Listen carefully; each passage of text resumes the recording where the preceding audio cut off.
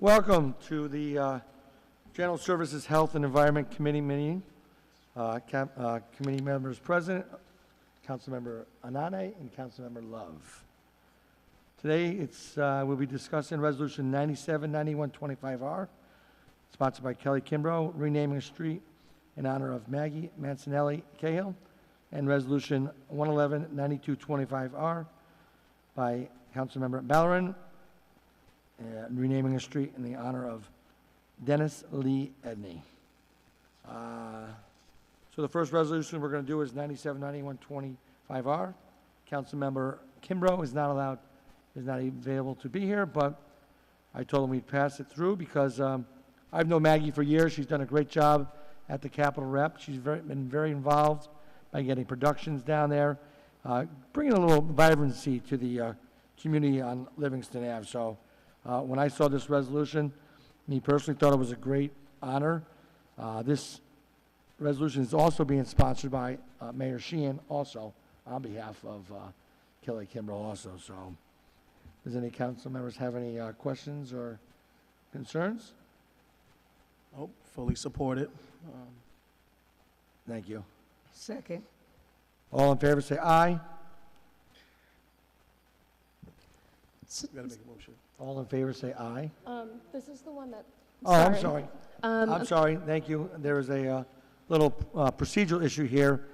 This resolution hasn't been technically been filed with the clerk's office, so we're going to pass it out with a favorable recommendation, assuming that they get all the proper paperwork done for a full vote for the Common Council. So based on that, can I get a motion? Motion to move resolution 979125R, weighing on other amendments, and move it out of committee with a positive recommendation. I second. All in favor say aye. Aye. Any opposed? Any abstentions? Thank you. Now, Resolution 1119225R, sponsored by Councilmember Ballerin. Who's here? Do you have anything to say on this? Thank you. Thank you. Sure. The documents speak for themselves. He was a wonderful man, loved music, and used his passion for music to bring love and energy to our community. So I appreciate the committee taking it on today. Thank you. Me personally, I've been to many events where he's been great, lively, gets the crowd going, great for the church community, and it's just sad of his death, but he was a great guy. Any other council members have anything to say? No, I'd just like to make a motion to move resolution 1199225R out of committee with a positive recommendation. Second. All in favor say aye. Aye. Any abstentions? Any nays? Motion carries. If there's no other business, can I get a motion to adjourn? Motion adjourned. All in favor say aye. Aye. Any abstentions? Any nays? Thank you.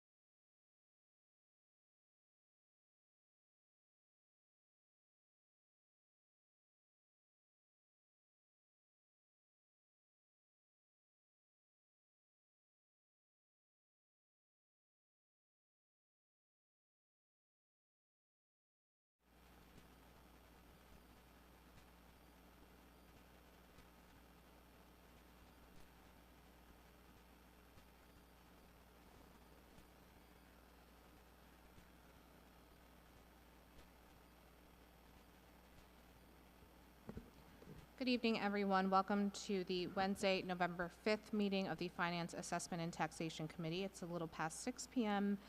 Starting this evening as DGS had an initial meeting prior to us at 5:15. Few topics for discussion this evening. We're going to go over Resolution 128, 111, 25R.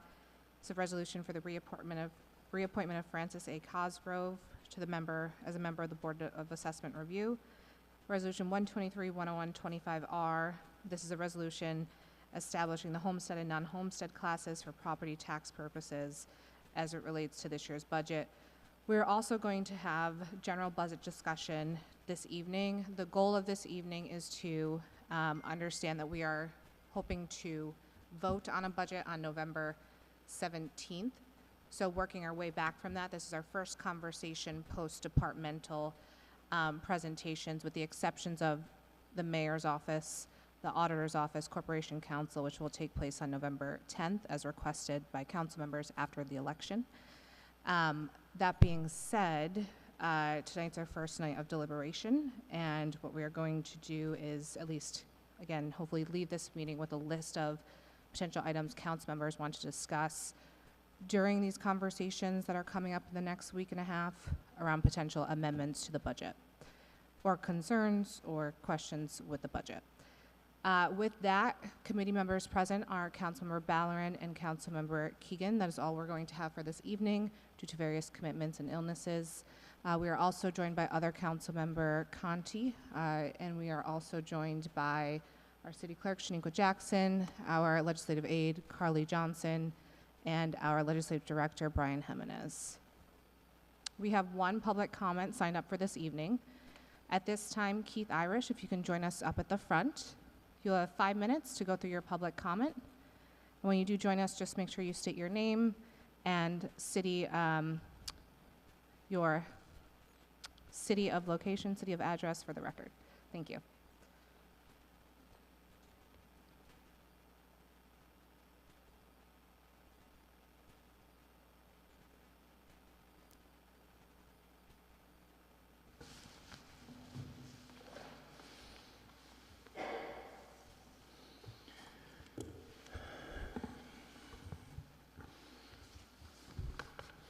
Okay.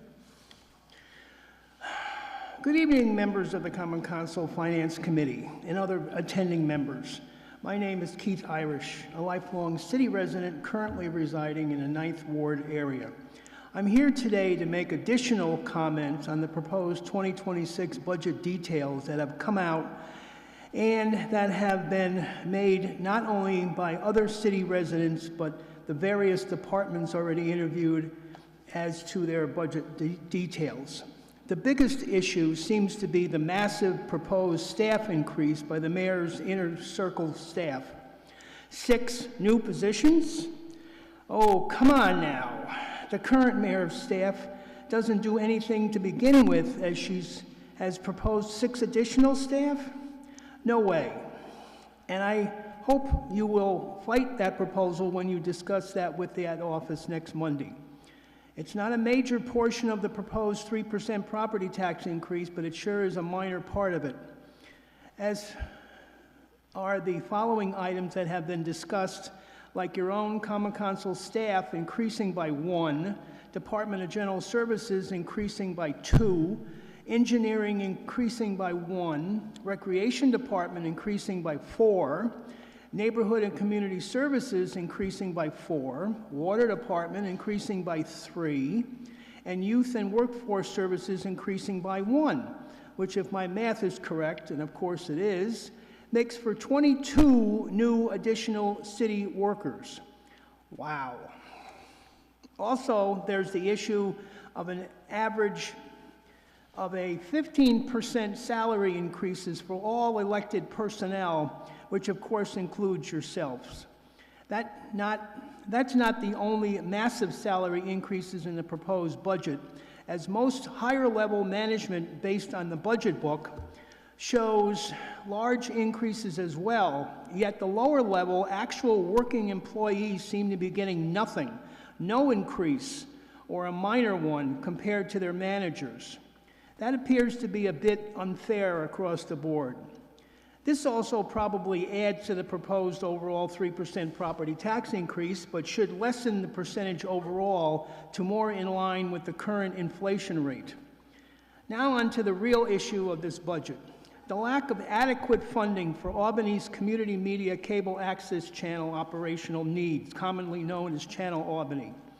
For years, there has been the need for additional funding for the proper operation and functionality, which 2 years ago you did a very minor increase. Not enough. I'd like to note the information provided on page 28 under the Common Council details, section 20, equipment, line 7223, labeled PEG equipment, has decreased this year from $109,000 to only $10,000. Shocking. Section 40, contractual services, line 7437, labeled PEG contracted services, has decreased from $46,000 to only $40,000. Again, shocking.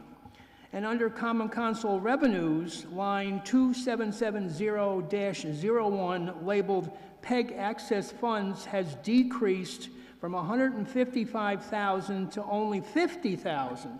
Again, shocking. As I informed the entire Common Council last year when you were approving the 2025 amended budget, and more recently when the entire Common Council voted on the new franchise agreement with Spectrum, which still hasn't been approved by the New York State Public Service Commission, I advised you that you would regret passing both of those items, and this proposed 2026 budget shows that exactly.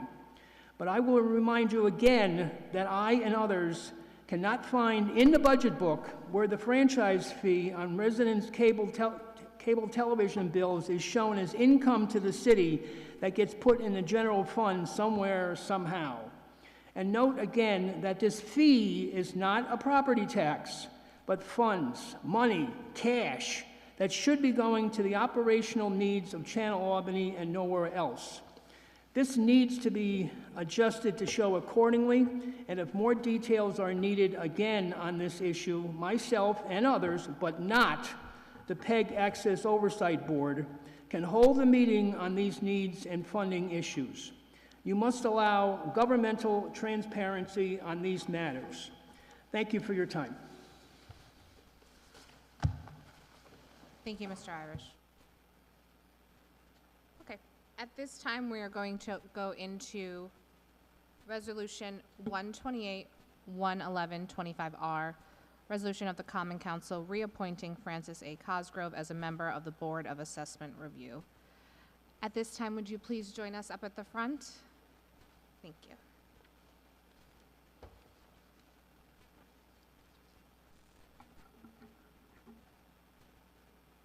Yep, right there.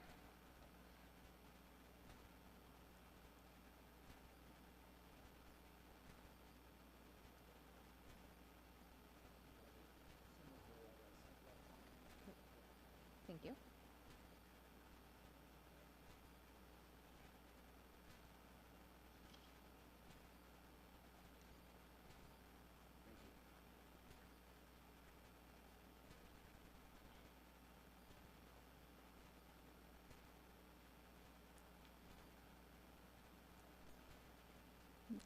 Okay, Chair of Finance Committee, Councilwoman Frederick. This is Councilmember Keegan and Councilmember Ballerin. Thank you, Mr. Cosgrove, for joining us this evening, and thank you for being, for your service to the Board of Assessment Review, but also for your willingness to reserve and do another 5-year term.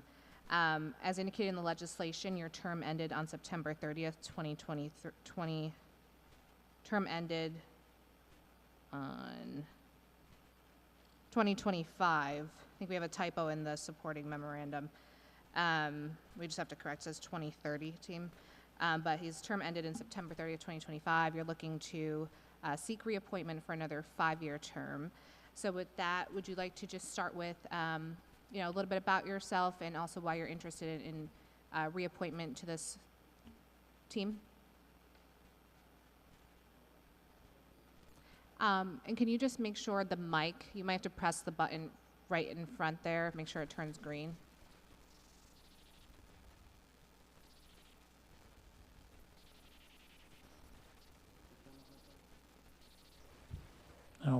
where it says press here, yeah. Yep. Yeah. I've had people on the other side.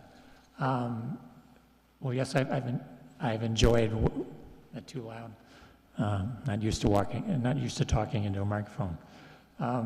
I've enjoyed being on the board, and it's a way for me to give back to the city, and I worked for the state for a long time, so I was working in public service, and this is a way for me to continue in public service in a smaller role.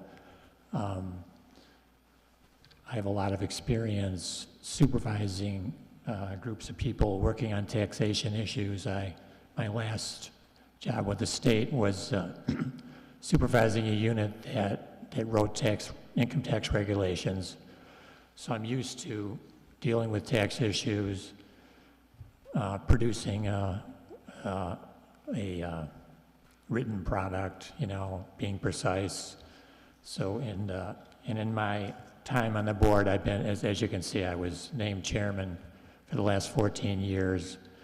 I take more of an administrative role than maybe the other ones. I watch for quality control and consistency and make sure we're looking at all aspects of it. So as I said, I'm devoted to making the assessment review system fair and impartial. If we see something that looks unfair or unequal in our review of assessment challenges, we take it as our duty to attempt to correct it.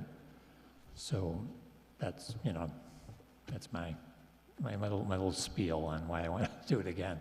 Thank you, Mr. Cosgrove. And I will acknowledge 15 years is no small time to volunteer and give back to this board. So thank you very much for your continued efforts and commitment to our city. I'm going to open up at this time to see if council members have any questions for you, any comments for you. And we'll start with committee members. Councilmember Ballerin. Thank you, Chair.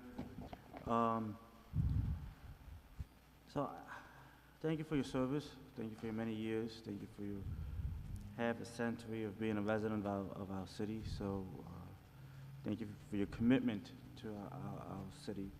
So my question is simple. So you've been through 2 of these full assessments in your terms here. What do you think works, and what do you think we can do better in our reassessment process?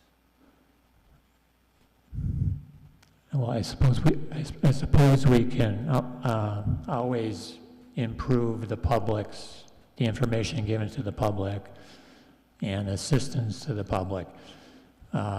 In 2016, we were at different centers, and we had different locations. And I was at the Elks Club, and anyone who came in we would help them prepare it and giving them some ideas about how to go about it.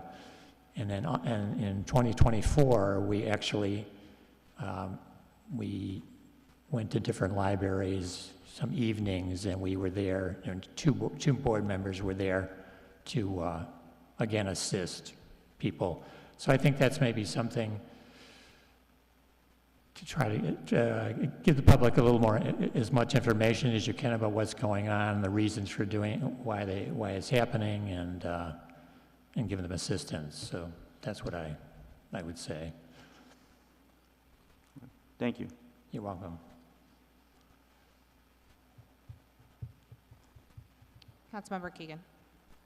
I don't really have a question for you. I just want to reiterate our thanks for your willingness to come out and support the work that needs to be done. I know it's a lot of work in a very short period of time, and oftentimes is taxing to the people that have to do the assessment reviews and assessment appeals process.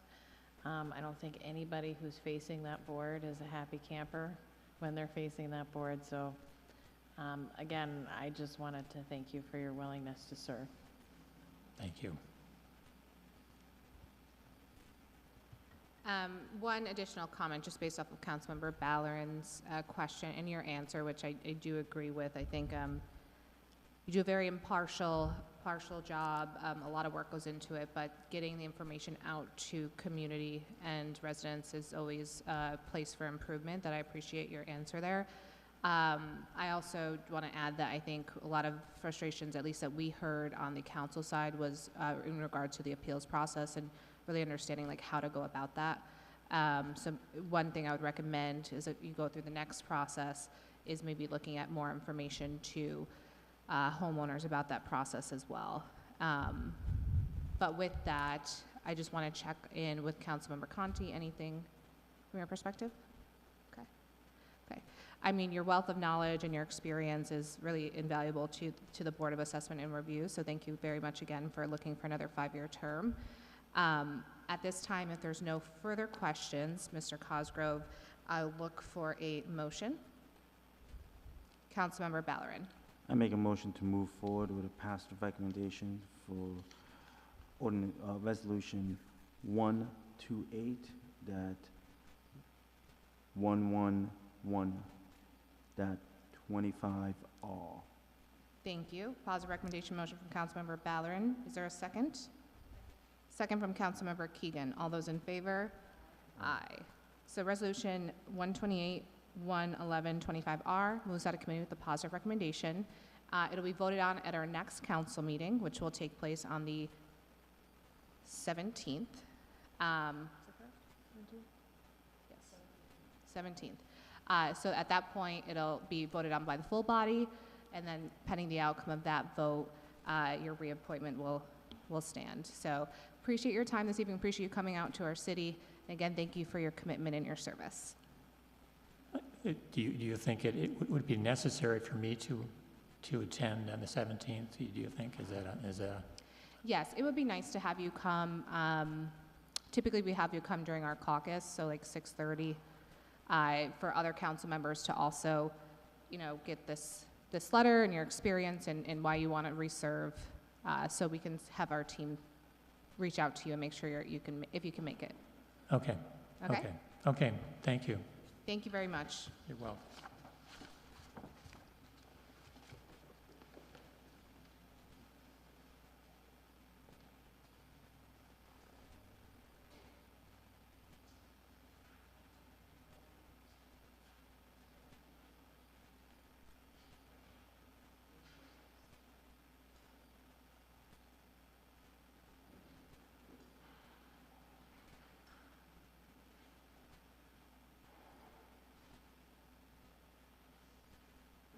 Okay, so we have another resolution to discuss this evening. It kind of brings us into our first conversation in regards to the budget, as a collective committee as opposed to with departments. So resolution 123-101-25R is a resolution of the Common Council establishing the locally adjusted base proportions of the homestead and non-homestead classes for property tax purposes pursuant to Article 19 of the Real Property Tax Law. At this time, I think it would be helpful, Budget Director, if you could join us up at the front.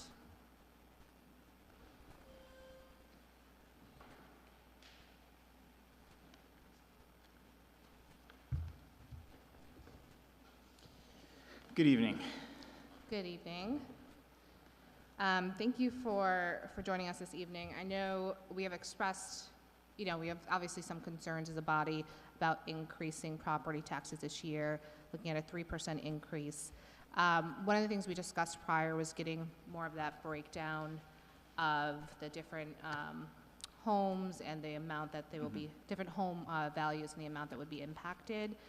Do you have any of that information you can share with us, or just any general updates on this particular resolution? So I don't have that with me. I can send that over probably tomorrow, looking at what the proposed tax increase does at, varying levels of value for both homestead and non-homestead properties. So the legislation that you have in front of you this evening is to set the apportionment of the levy between the two classes of properties. The city has historically had a homestead, essentially residential, and non-homestead commercial tax rates for, I don't know, for probably at least 30 or 40 years. And it is the responsibility of the legislature, of the city council, to set how much of the levy goes to each of those classes of properties within limits set by real property tax law. So what you have in front of you is the calculations of what the possible options would be. You know, looking at this, you know, residential properties, homestead properties make up about 65% of the total taxable value in the city, and we've over time sort of limited the amount of tax apportioned to that class to about 55%. You know, we can walk through any of the calculations if you'd like, but essentially the proposal that the adopted budget is, or proposed budget is based on assumes adding back 20% of what's allowed from the minimum apportionment splits to basically hold both the homestead and non-homestead at the apportionment values that were set last year.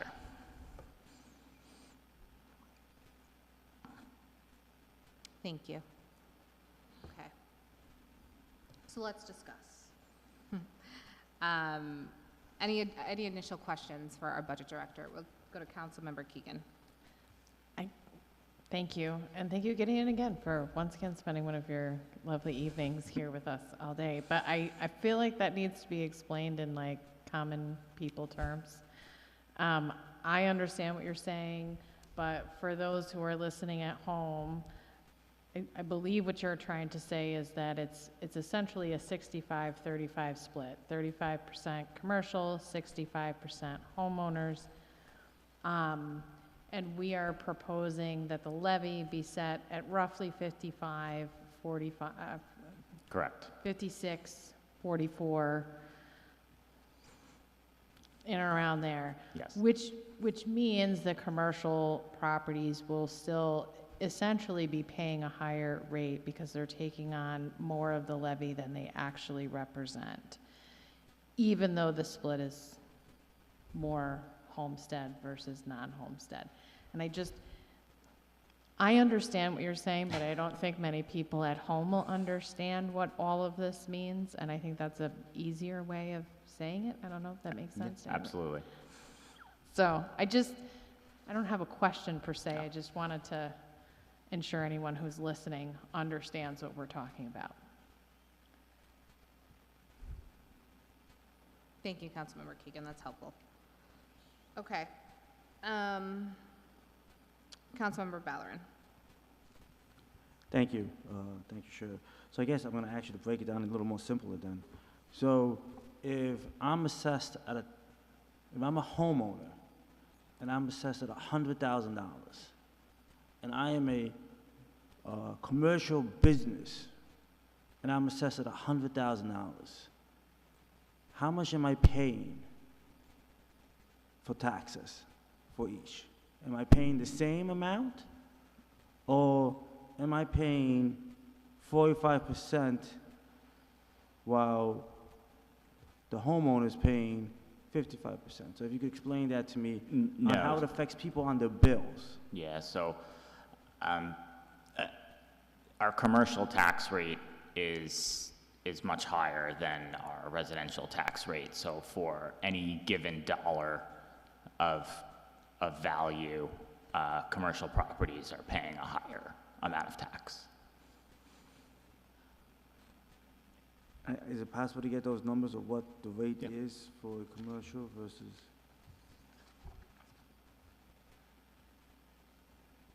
Yeah, absolutely. Okay. Thank you. Okay. Because I think that's important, because I think that's a lot of what people hear, that we're asking homeowners to pay more than commercial. And I think it's good information to share that that is not the case, that the actual rate for commercial is actually higher than for residential. So I appreciate that. Yeah. Yeah, I mean, said a little differently, right? The rates for commercial and homestead are particular rates, but the total taxable amount is, instead of going 65% of that total amount that we want to tax to homes, it's going 55% versus 35 to 45. So more is being shifted towards commercial than what they actually own in property. And that's what leads to the differential in rates. You know, a lot of municipalities have a single tax rate across all classes. We do not do that. We do a split rate. That's what results in the lower rate for residential properties and higher rate for the commercial properties in order to sort of average back together to what a single rate would be. Thank you. Councilmember Keegan.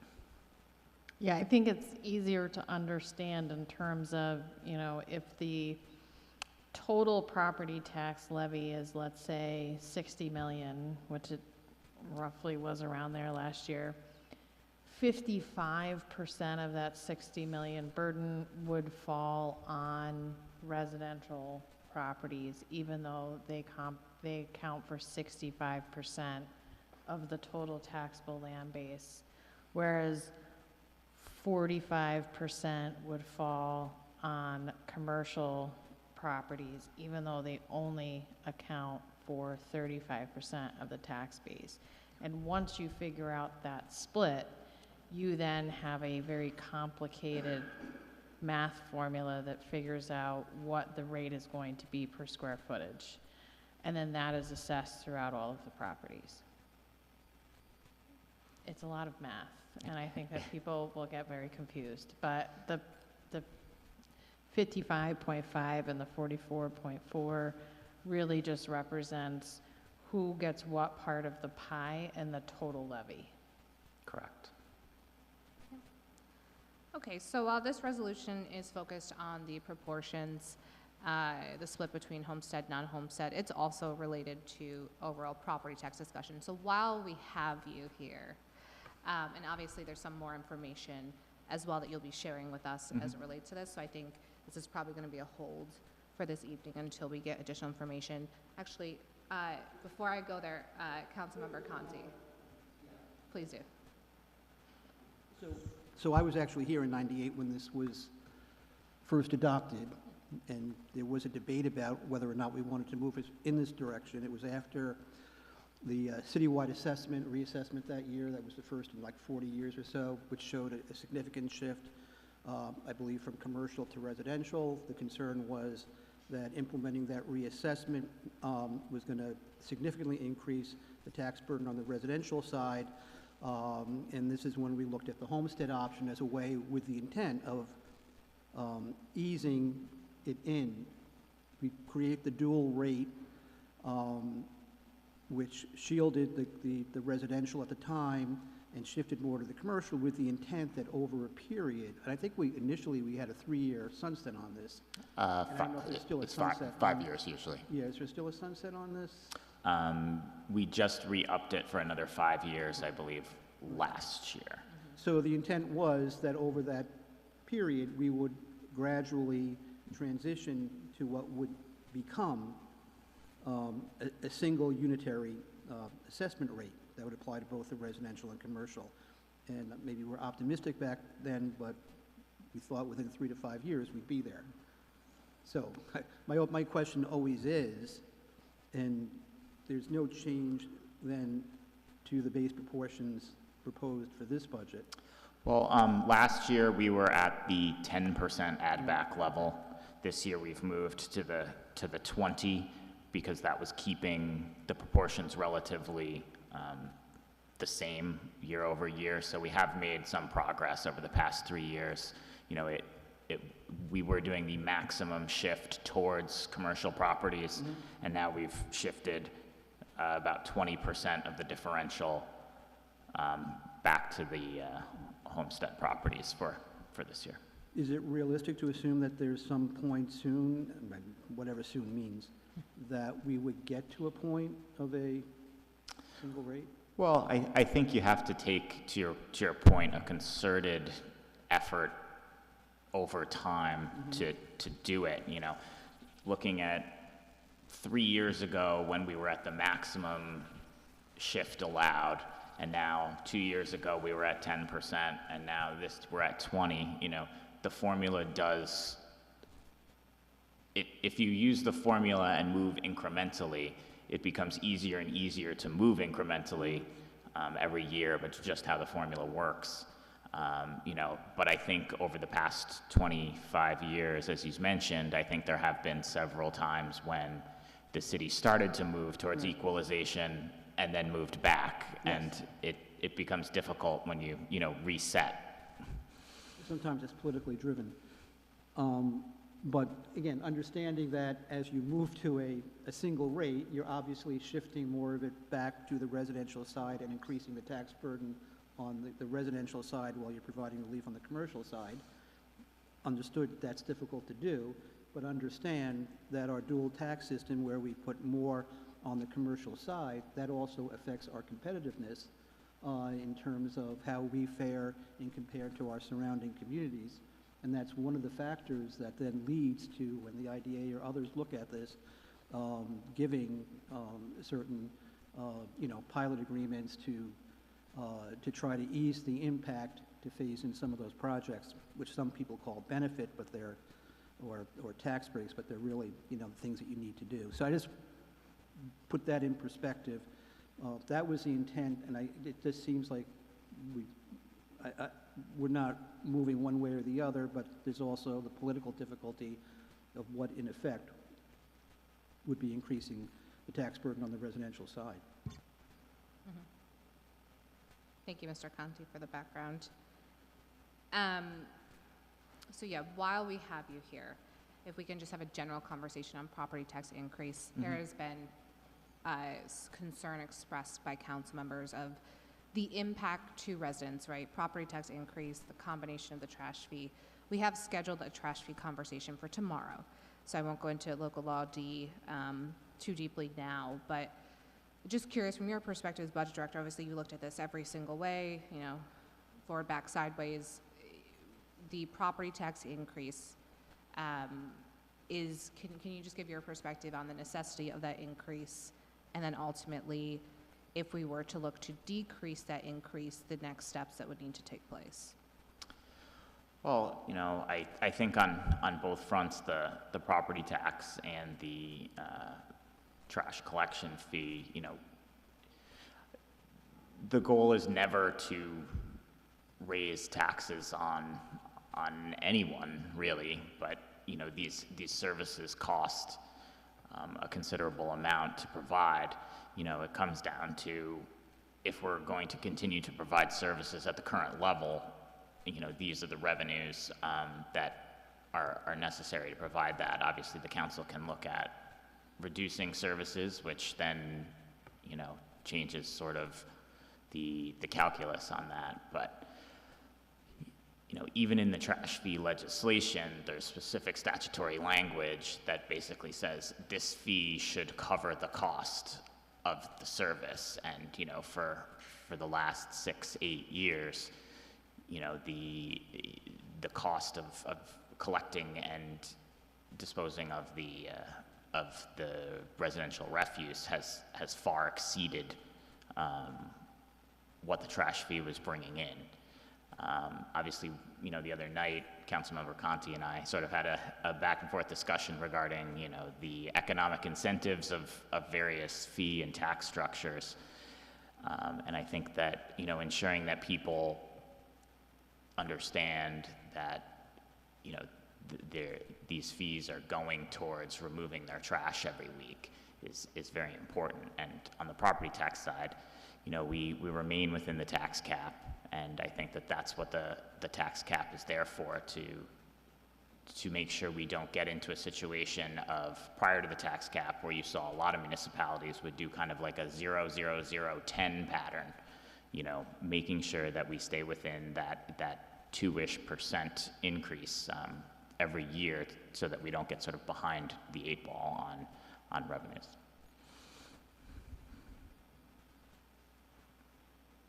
Obviously, this is more opinion-based, but would you have you know, if you had to look back, would you have increased property taxes more consistently year over year to not have the increase that we're having this year?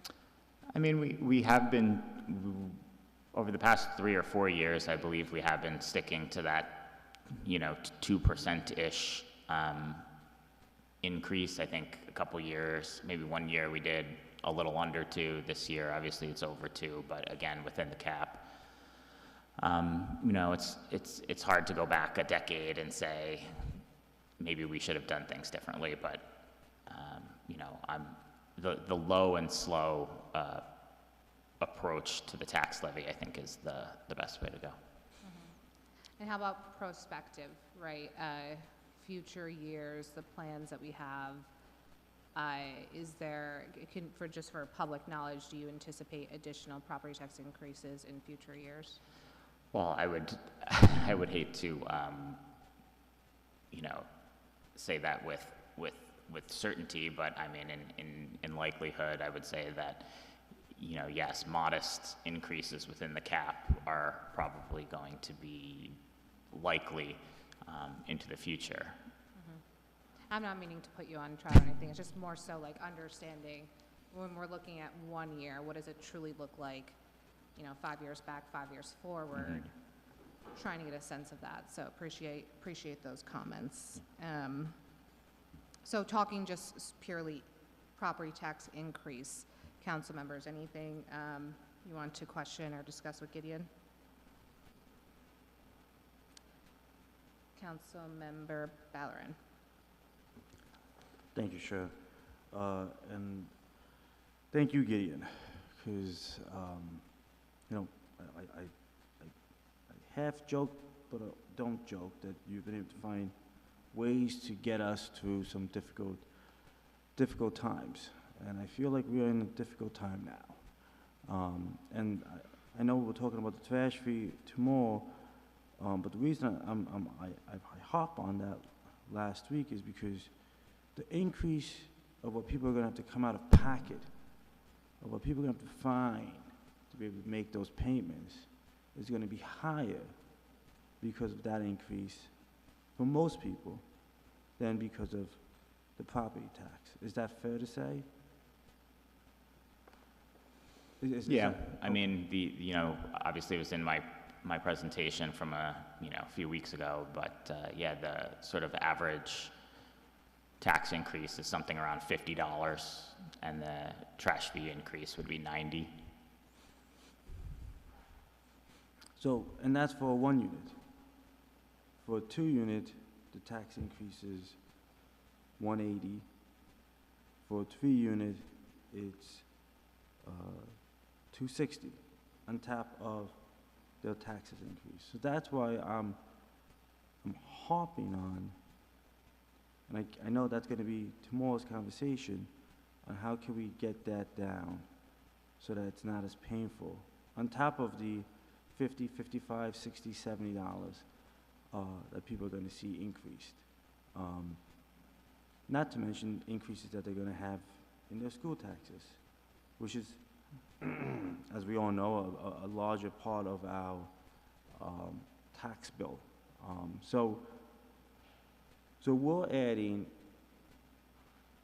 depending on the property size, $150, $200, $250 extra.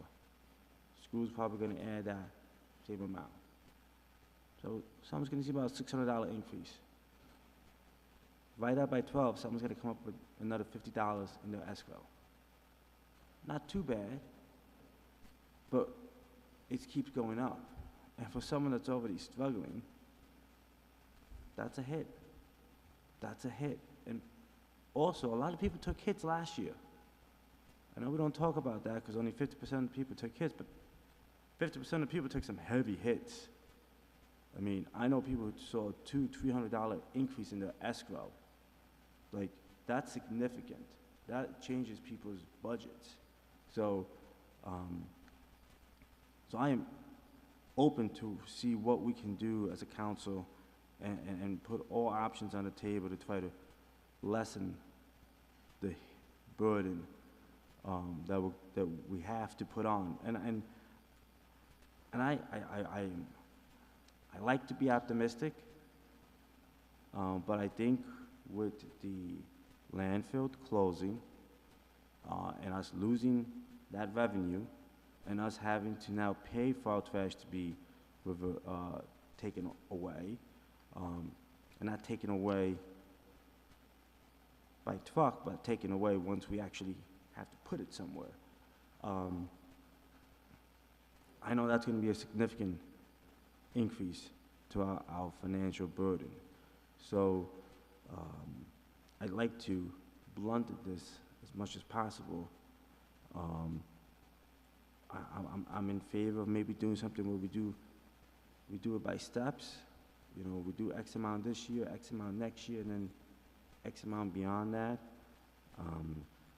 But I do think I do think we need to have a conversation about the affordability of these expenses. Thank you. Thank you, Councilmember Ballerin. And, you know, from my perspective, I would argue that the trash fee increase, honestly, to me, is logical for where we're at in terms of the legislation. Do I think that we should have increased in prior years? Absolutely. I think that was a misstep, and that's why there's going to be a big impact now. But right now, the cost of trash far exceeds what the city is bringing in. Then furthermore, when we looked at comparables a lot, and I know this is a discussion for tomorrow, but private haulers, for example, are $50 every 2 months in surrounding areas, 5-10 minutes away from here. So I would, if the council is of the sentiment that we need to adjust out-of-pocket costs, I would prefer to look towards the property tax personally and see if we want to do anything there, which I'm, you know, at this point neutral on, but versus the trash fee, because in years to come, the fees for trash collection is just going to increase. So I think you have to do an increase now instead of significantly hit residents 2, 3, 4, 5 years out. Councilmember Keegan.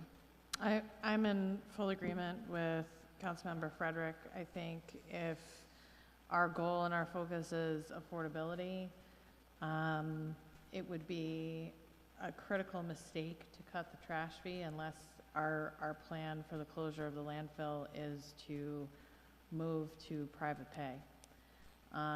Because I don't anticipate that trash fee is going to go down. I don't think we're going to be able to afford to incrementally increase it to where they want it this year. I think it's going to substantially increase come 2027, 2028, because you're going to have to in order to cover the cost for hauling and tipping. So, you know, if the members of this committee want to approach affordability, then we need to buckle down and decide what we're cutting. And we need to really consider significant cuts and what is essential and what is not.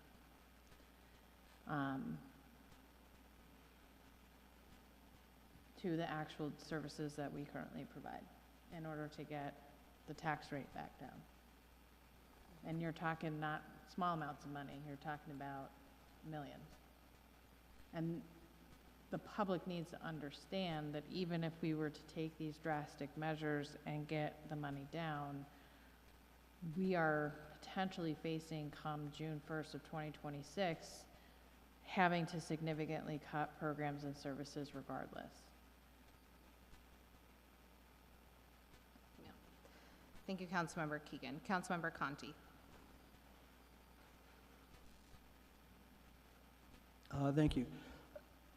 I think part of the issue is the combination of the tax increase and the increase in the trash fee. I totally understand the issue on the trash side and the need to be able to support that. I would love to see if we can at some point include incentives for waste reduction, individuals, to get to that point, because right now there's no incentive and folks just throw anything out there or whatever. But I'd like to do that. And I'd also like to explore the issue of bulk waste. Some communities I think Schenectady might have that, where they do charge for bulk waste pickup. You know, white goods, large furniture, et cetera, and that's something I think should be explored, even if it can't be implemented with this budget, to set the stage to move in that direction, because it just needs to happen. On the property tax side, the estimate of $56 I think is low in my area, especially just having gone through reassessment. So that is, you know, using a home assessed at, what, 250,000 is low in certain areas. And I think even, I don't know if the average is above 250 in the city or not, but that would have a large impact on my area as well. So that is a concern, just getting through assessment. The other part of it is, you know, the property tax levy applies across the board, so it's not just residential, but also commercial. Relief on the trash fee would only apply to residential properties and not commercial properties, but I know it's the double hit.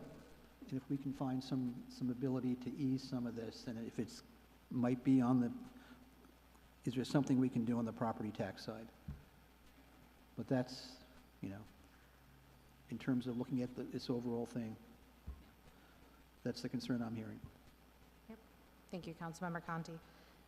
So back to the open request, Gideon, I think not only the breakdown of home values and what the impact would be, but also, you know, there's a general sentiment on this council to explore changes to the property tax increase. So can we get different variations of, if we were to drop, you know, 0.10%, 0.20%, what that would mean in terms of what we need to not only cut, but also what that would mean to the changes to impact to homeowners.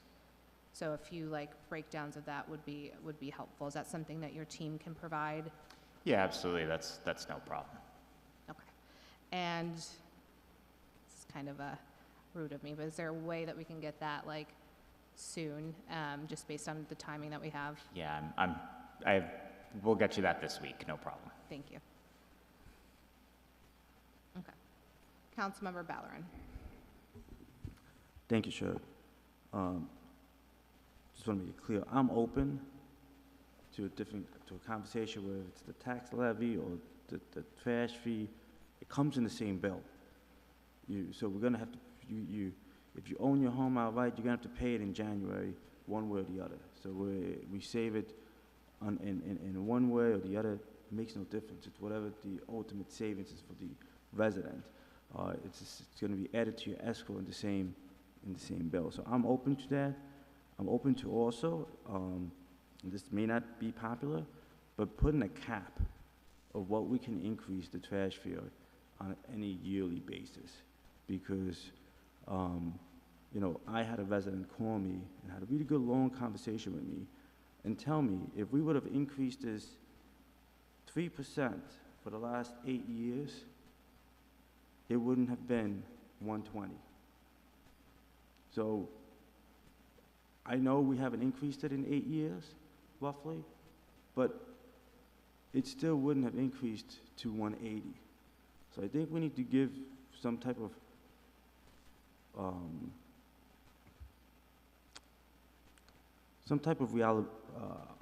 understanding for people to say, this is not going to go into we're not going to double this and triple this year after year. And that is going to take making some hard cuts. I am being very honest. I've said it for years. I am not looking forward to 2026. And now we're at 2026. And here we are. And next year is going to be even harder. So I do think we're in a strong position, but we're in a position where we're going to have to make some reductions in our expenses to be able to hold the line on increases to neighbors. Thank you. Okay. So with that, we're going to await some further information from the Budget Director's office in terms of the impact to homeowners and decreases to the assessment, what that would mean in terms of expenses that need to be cut, as well as impact to homeowners. Looking at schedule, we're getting a little tight. So on the 10th, we have a pretty large schedule with Mayor's Office, Auditor's Office, Corporation Council. So I'm just preparing finance that might be a long night. We also have a meeting on the 13th, and then I think the intention was to vote on the 17th. So the 10th and the next week will probably be long evenings, as a heads up. With that, particularly if we're looking to cut expenses, because that will be a back and forth discussion, I'm sure. With that, while we have the Budget Director this evening, just general budget questions, anything, just kind of recapping all the departments that we walked through, anything you have for our Budget Director. Councilmember Ballerin. How are we doing on our sales tax? That's always been our saving grace. We've been able to find some additional funding, some additional people spending and bringing in some extra resources. How are we looking on that angle? You know, I know the comptroller just released the Q3 local government data, and I think overall everybody was up about, 4%. We're up about 3%, but, that was budgeted for. We're probably going to come in a little below budget this year, but, generally on target. Okay. You don't think there's any wiggle room to get a little bit more, be a bit more optimistic and potentially having some more revenue come from that end? I mean, I think that would be difficult to revise that upward in a significant way. I mean, as you guys have sort of been discussing, if you're looking to, make a major change on, another revenue, you're going to need $1 million.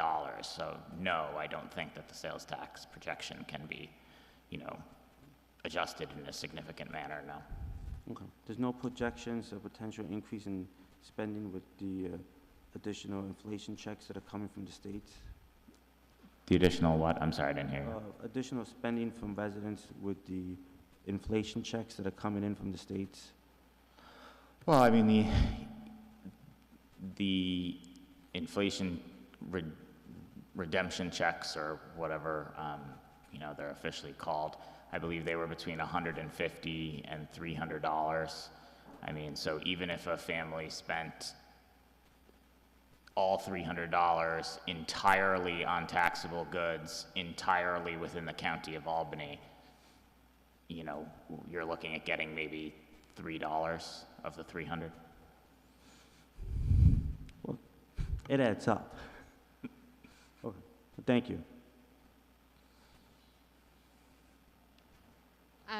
Gideon, since we had public comment this evening on PEG, I just want to clarify with you in our book. So the franchise fees have moved to the treasurer's office. So the base franchise fee has always been included in the treasurer's office, and then the portion allocated to public access television is included in the council's budget. When was that, 2 years ago? We moved that out of Corporation Council's office to the council's budget, and the comment that the budget has been reduced, obviously that's accurate. That 50,000 is sort of the historical support the city has provided to the public access TV. The increase include the more like $150,000 number that was included in the 2025 budget was a result of one-time payments included in the aforementioned Spectrum franchise agreement. It included an additional $105,000 payment from Spectrum to the city to be used specifically for the purchase of equipment for public access television. So obviously that went into the 2025 budget. It's a one-shot and now being removed. So that was, just to confirm, that was in relation to line,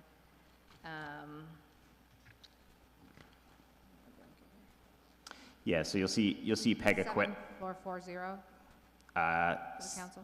Yeah, 7223 PEG equipment, Oh, sorry, at $109,000. You know, that was, I believe, $105,000. was a one-time One time. from Spectrum. Okay. Thank you for that clarification.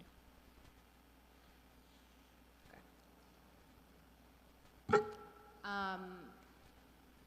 Okay, any additional questions for Gideon while we have him? Okay. At this time, thank you very much for joining us up here at the front. Will you be joining us tomorrow evening? I wasn't planning on it, but Okay. I can. Okay, I think other council members will join as well for the trash discussion, so that might be, if your schedule aligns, it might be helpful for you to answer questions. Yeah. But you gave a lot of information tonight as well that we can reiterate. Yeah. Okay. All right, thank you very much. Thank you. All right. So now we will go into our list of priorities as a council that we want to discuss within 3 meetings. So, what I have heard that we will discuss is potential changes to the property tax increase. We will also discuss potential changes to the trash fee increase.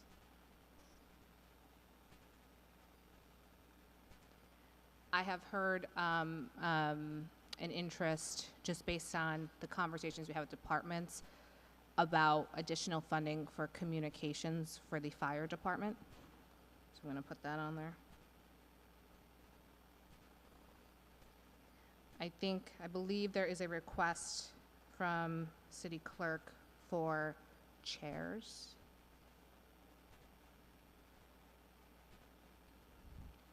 Front desk.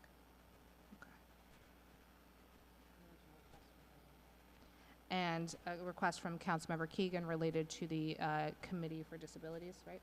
Yeah, and again, I don't even know that we necessarily need to seriously adjust the budget. My concern is that without having a dedicated line item for the Commission on Disabilities within the council budget, we would have to go through estimate and apportionment to do contracted services for anybody who may need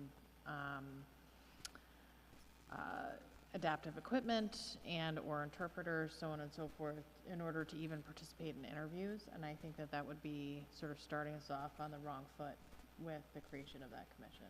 So I wanted to ensure that there was a small amount of funds that made it easy for staff and our city clerk to facilitate that board getting up and running. Thank you, Councilmember Keegan. So we will discuss that as well.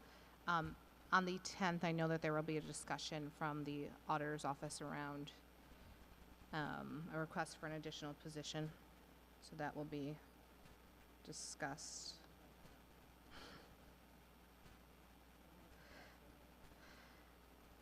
Just putting everything on the list to discuss, and then obviously we will determine what we do.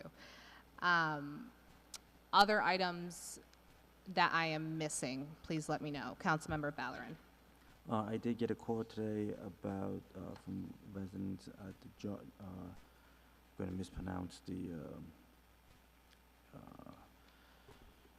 housing complex, but it's one now United. It's one of our tenant associations. Yardborough. I again apologize for mispronouncing it. They've come in now several times with concerns about security.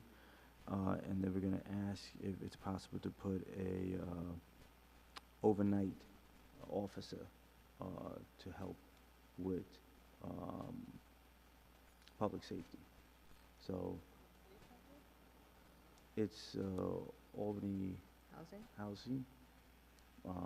So it's not city property. No, they need to pay for that through their budget. So these are the residents. This is not Albany Housing coming in. This is going to be the residents that reached out to me. Yeah, but So Right, but Albany Housing is. Albany the one. Housing has a budget to pay for that, and they need to do that. I'm letting you know what's coming down the pipeline, Okay. just so that it's not a surprise. They're gonna be coming down, Okay. asking to see if we can get, an overtime shift or just patrols, in that area. Okay. So, That sounds good. I mean, thank you for that, Councilmember Ballard, and I think if you have conversations with them, the overseeing party is Albany County. They have a lot more funds than we do, so, No, Albany Housing Authority is federal. It is HUD.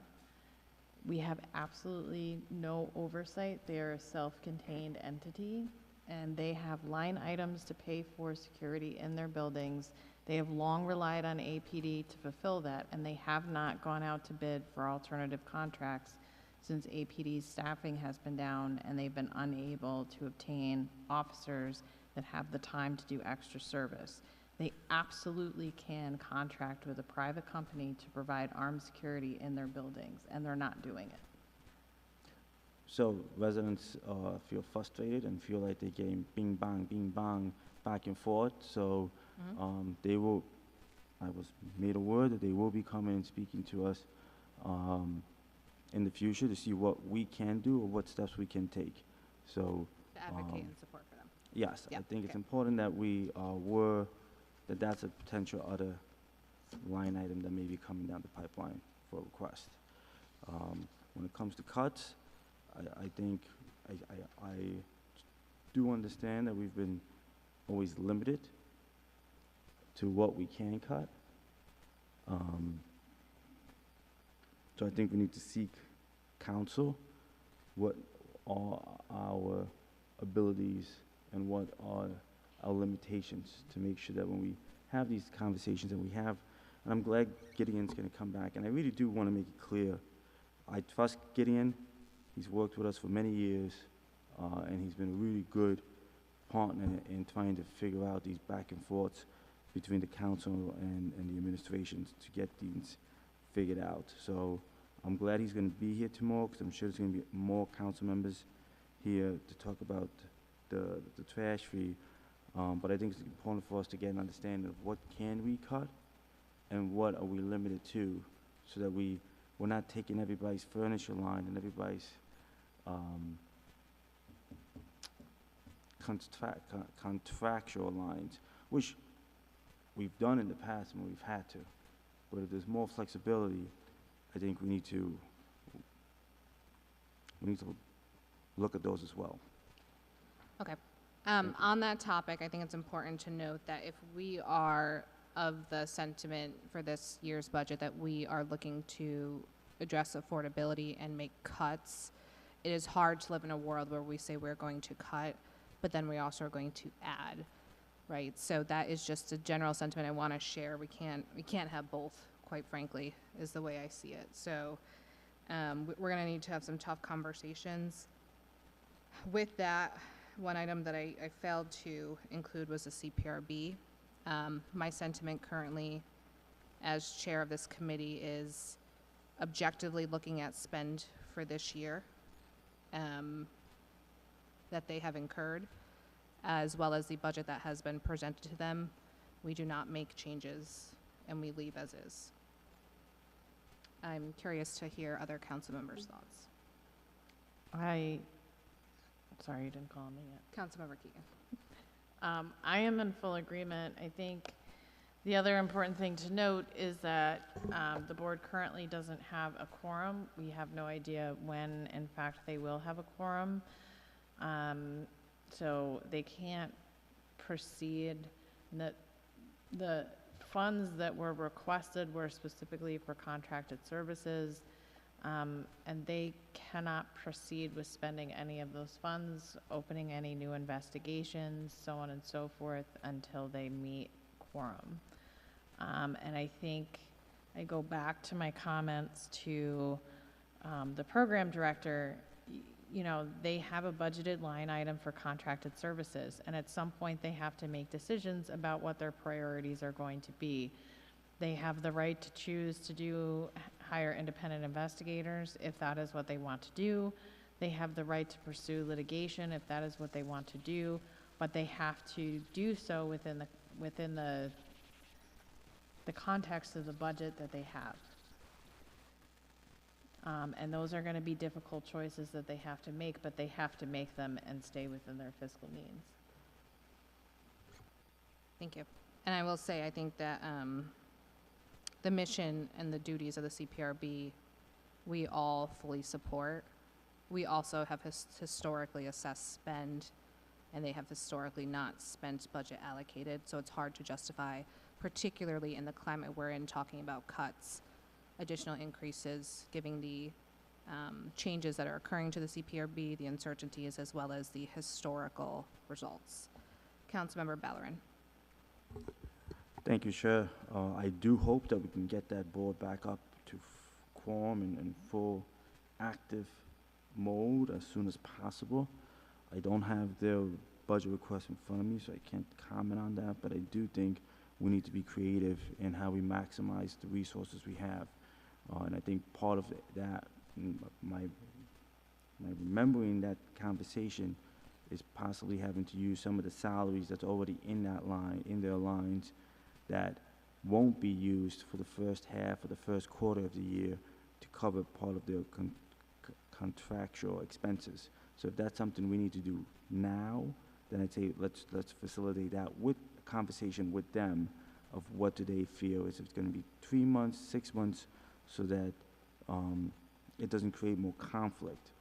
But if it's easier to just make that transfer after the budget is done, then I'm okay with that as well. I'm hoping the goal is to create as least conflict as possible and make sure people feel comfortable with the methods we're moving forward with. Yeah, I'll speak that this year during ENA. More recently, Corey and I, as part of ENA, had a $100,000 move to go to contracted services, but they still, like, at the macro level of their budget, haven't spent or are projected to spend their full budget. So things like that can occur after. I think in conversation that we had with their program director, he couldn't give that timeline, so I don't think that we have that. Personally, I don't think we have that conversation now. I think we have it when we get closer to that determining point. So, am I missing any conversation points that we should have? Again, just to recap, reduction to the property tax increase, reduction to the trash fee increase, addition, request of Councilmember Anane, Fire Department communication, addition, request of City Clerk, front desk, furniture, addition and or line item for the Commission on Disabilities, addition position to City Auditor post the 10th discussion. Am I missing anything?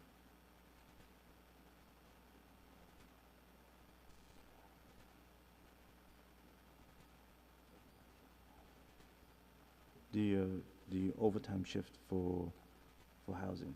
Okay. I'd like for it to at least be part of the conversation. We can, yeah, sure. Because I am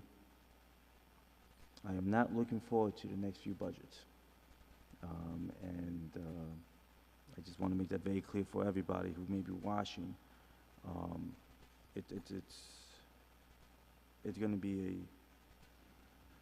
a need to try to keep things as fiscally tight as possible.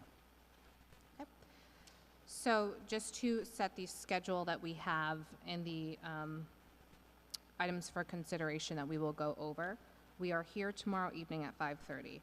As discussed, we are going to discuss local law D, which is the trash fee increase. So that will be a discussion for tomorrow. I'm sure that will be a fruitful discussion, but I also think we should cover other items as well. At that time, we heard today from our budget director, we would not yet have the property tax information. So that conversation has to be deferred, which is also a long one.